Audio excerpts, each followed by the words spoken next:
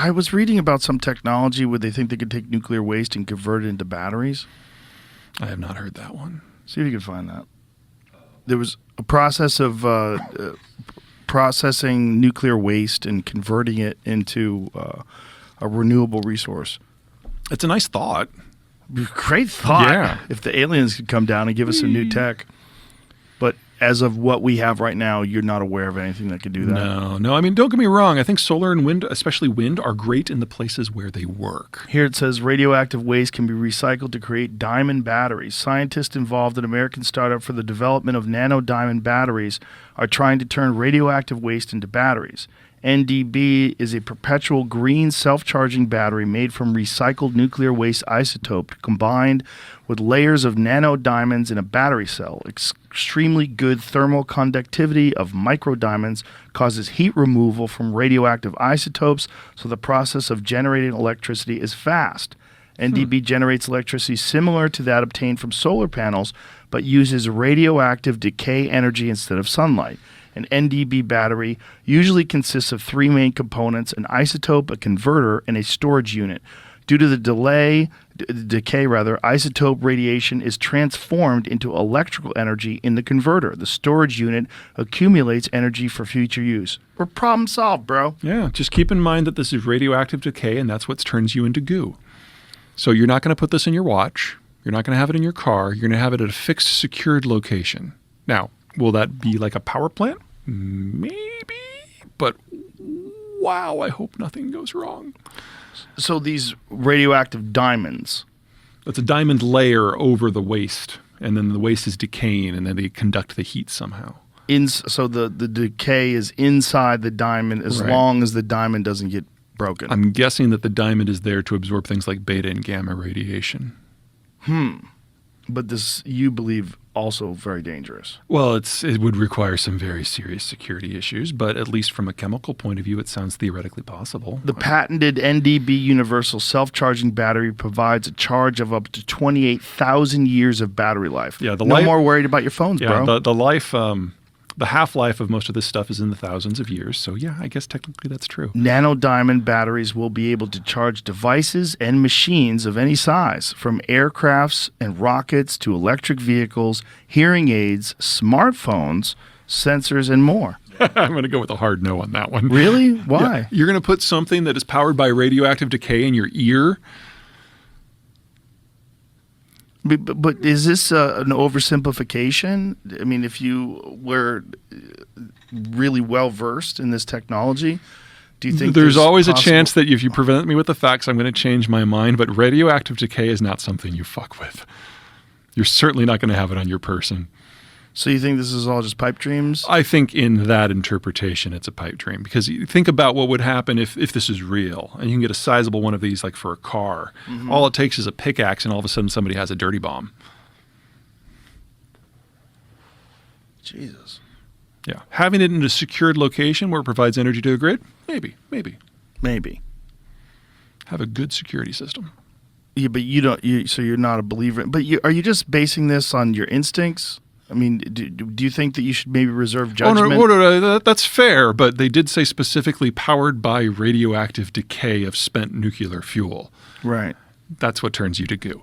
And so you just think just because it's encased, this presents all sorts of damage if the case is broken? If the case is broken, anyone locally screwed. Yeah, so if you drop your smartphone and it starts leaking radioactive decay. We all know that smartphones are indestructible, so I'm not worried about that. Jesus, Peter. You're I'm an equal opportunity bottle popper. You must be a real problem at parties. Mm-hmm. When someone starts talking I bring the bourbon, everybody gets over it. So if you were the king of the world, how would you navigate us out of this situation? Oh, like the whole thing, not just the nuclear waste issue? Well, let's start with the nuclear waste issue. We need a central repository where the stuff can be processed and the plutonium can be disposed of, or at least incarcerated forever. That is the idea behind Yucca Mountain. But because the U.S. is a federal system with the state and the local authorities having as much power as the federal, it's been locked up in courts ever since it started. Because nobody wants that stuff in their neighborhood. Right, which is why we want to put it in Nevada, because aside from Vegas, there's nobody in Nevada. Sorry, Reno. So when you if it was like if somebody said, "Hey, Peter, how do we handle this?" What would be your steps? Well, if you want to look at American history, we'd probably put it someplace like Guantanamo, where American federal law doesn't apply. I'm not saying I recommend that. I'm just saying that's the easy solution. Really, we need a place like northern Nevada that the federal government just buys and shoves it through. And if they did that, do you think that's feasible? I think that's what other countries who have experienced this problem have done. There aren't a lot of them because most of the nuclear industries of the world are linked into the American system when we don't allow it because we don't want the plutonium processing. So that's not really right. That would be the best approach if you want nuclear power to be a meaningful part of our future. But it would take a radical restructuring of law. And it would probably take Congress literally ramming it through the courts. They'd have to change the law so that the states can't fight it, and that triggers a legal fight, which in the United States, as we all know, we love to do. And but the conversation about nuclear has not been very positive in this country. No, it's not. We've only built one new facility in the last 45 years. So outside of that, how do you think we should handle it? Wind. Wind, really? The new turbines are pushing 1,000 feet tall, and as you go up, you tap stronger and more reliable wind currents. So right now, our good wind territory is the Great Plains, so western Texas up to North Dakota. But as you go higher and higher and higher, you can spread that out. And I would argue a third of the population of the United States can get at least a third of their electricity from wind if it's done at scale. And we're moving that direction. And it's not with subsidies. It's just that the economics of the turbines as they go up get better and better. What about the possibility of solar getting more efficient? It can. The big problem with solar is not just the efficiency, though. It's the timing. Peak demand for electricity in most places is after sunset in the winter. And solar will never be part of that solution.